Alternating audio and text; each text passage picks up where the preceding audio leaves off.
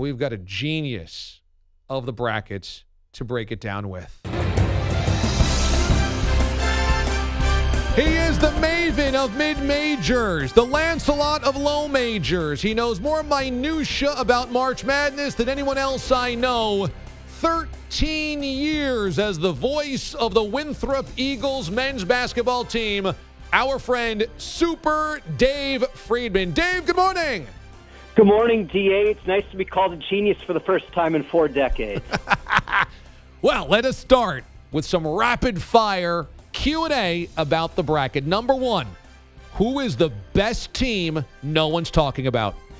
Virginia Tech started the year 14-0, wins over Purdue, Washington, and Northeastern. Then their best player, Justin Robinson, got hurt. They were in the top 10 before the injury. Down the stretch, kind of so-so mediocre. Buzz Williams has made runs to the Sweet 16 before Robinson comes back this week. Super Dave has joined us from the Olympics before. He now joins us to break down the brackets as he does every single year. You know the low majors, the mid-majors better than anybody else. Who's the best low or mid-major coach in the tournament? I don't know how you limit it to one. Mike Young at Wofford, Randy Bennett at St. Mary's, Jeff Jones at Old Dominion, Rick Byrd at Belmont, all kind of older guys that have been there and done that before. They're great young guys, too, John Becker at Vermont, but those 4 older guys, Rick Byrd's as good a coach as there is in the country. Tell me about Wofford's chances, because they might get Kentucky in that round of 32. Wofford has the low major tag, but they're a top 20 team of the country. What are their chances to get to the second weekend? Well, what's the chances of somebody effectively guarding Fletcher McGee? He was 10 of 20 in the semifinals and finals from three-point range in the SoCon tournament. The Southern Conference was really, really good this year. East Tennessee State was good. UNC Greensboro was good. Furman was good. They're very stout. They're veteran. They're well coached. Yeah, Kentucky's going to be really tough. Quite frankly, Seton Hall is a very tough first-round opponent, but they are very talented and easily can win a game or two. Who's the most likely low or mid-major to get to that second weekend? I think it's the 2 teams from the OVC. Like the SoCon, the OVC had a terrific year. Not just Belmont and Murray State, who were in the big dance, but Austin Peay was really good and Jacksonville State was really good. We all know about John Morant at Murray State, but I think both of their matchups work out pretty well. Belmont faces a Temple team in the play-in game that I think they're better than, and a Maryland team that is good, not great, and kind of the same thing for Murray State. If they are able to beat Marquette, and Marquette has been staggering down the stretch, they play Leonard Hamilton and Florida State or Vermont in the second round. Florida State's track record in the big dance is not great. Super Dave Friedman joins us to break down the brackets, the Maven of the mid-majors, the Lancelot of the low majors, 13-year voice of the Winthrop Eagles. Who's the most likely top seed to exit early? We'll include 1 seeds, 2 seeds, and 3 seeds. Well, I think they seeded correctly this year. I think the 1s and 2s are pretty easily the best 8 teams in the bracket. I think several of the 3s are vulnerable. Everyone's talking about LSU. Their coach, Will Wade, has been suspended. They're kind of a mess, but they are very talented.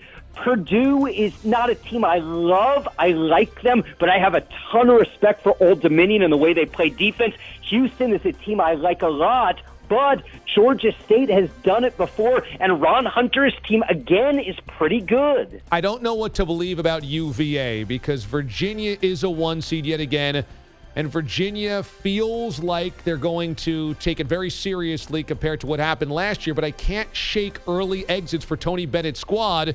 Do you think Virginia comes out of the South region? Yeah, I do. This is the best offensive Virginia team in the Tony Bennett era. Remember, DeAndre Hunter was injured during last year's tournament, and they still play that unbelievable defense. I think they're really, really good. Maybe the best team in the bracket. Are you a believer in Tennessee, or are they a pretender? No, they're good, and they play like a team, and they're not your normal kind of top ACC, SEC team. They're veterans. So I like the fact that they have juniors and seniors, and they do a lot of things well. They don't shoot the 3 great. Other than that, though, they kind of do everything you would want. Schofield and Williams are really good. Yeah, they're solid, very solid. All right, I want 3 players of the tournament not named Zion or Ja Morant that we've got to be watching?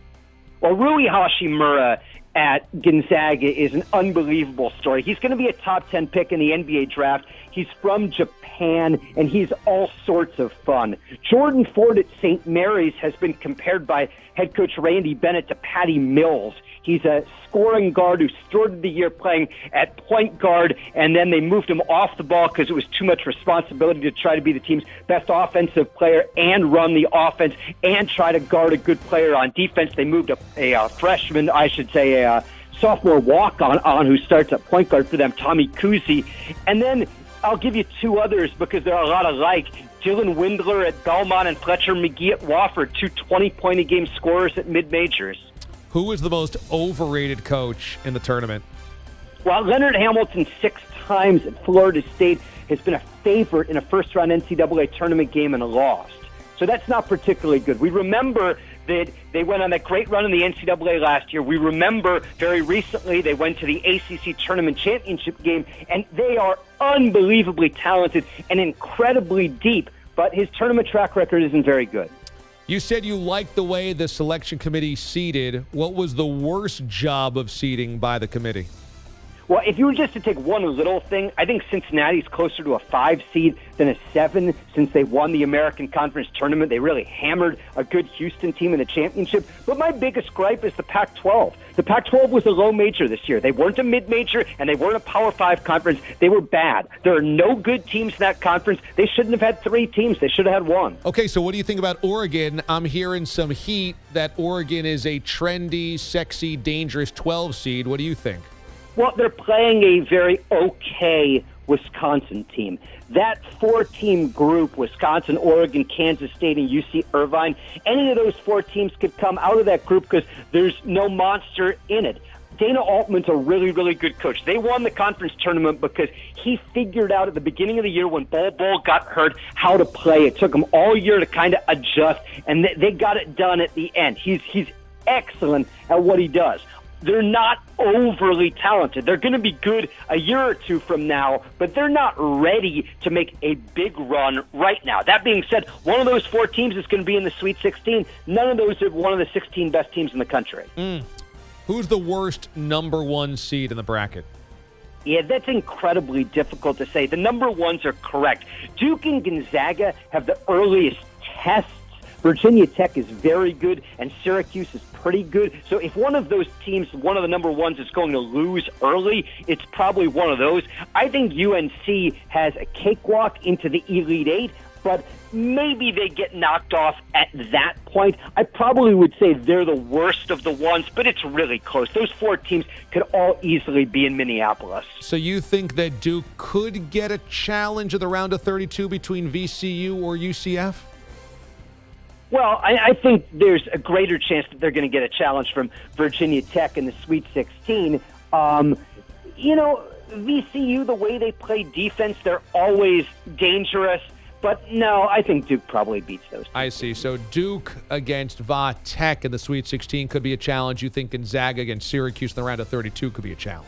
Yeah, I think Gonzaga is well situated to play against the zone. I think they have the right players to attack it. But if you look at the 8 and 9 seeds who are probably the best, I'd say Ole Miss and Syracuse are the 2 that I like the best. So that would suggest that Gonzaga and Virginia might have challenges. But honestly, the number 1 seeds are all correct. They're all very, very good. And it's not like it's, well, they could have been a 1, they could have been a 2, they could have been a 3. Those are the 4 best teams. It's not that close. Super Dave Friedman is the voice of the Winthrop Eagles. He's the Maven of mid-majors. He joins us to break down the bracket. Who is the most undeserving team that made the tournament? I think it's Washington. Their best win this year is a loss. They lost to Gonzaga in Spokane, 81-78 early in the season. They don't have a good win the whole season. Arizona State's best 2 wins this year are Mississippi State and Utah State, and they lost to Vanderbilt, who was winless in the SEC, Princeton, Washington State, Stanford, and Cal. Those 2 teams just don't have any business being in. So the action begins at noon Eastern on Thursday for full round of 64 action. What is your must-watch first-round game? Well, Murray State and Marquette as the two highest scoring players in the tournament, John Morant and Marcus Howard. And if you haven't seen Morant, he's going to be a lottery pick, maybe a top 5 pick. Yes, he's an unbelievable scorer, but he's an incredible passer as well. He rebounds over 5 a game. He's just one of those unique talents that is so special that you have to, just kind of see to believe, because he wasn't really recruited. He's 6'2". He's fantastic. And those are two of the highest scoring teams in the tournament, so it should be a really action-packed game. And then if the playing games go as maybe we hope they will, Buffalo could play Arizona State, and that's just such a good storyline with Bobby Hurley, who was the coach of Buffalo, hired Nate Oates at Buffalo, who was teaching math and coaching a high school team.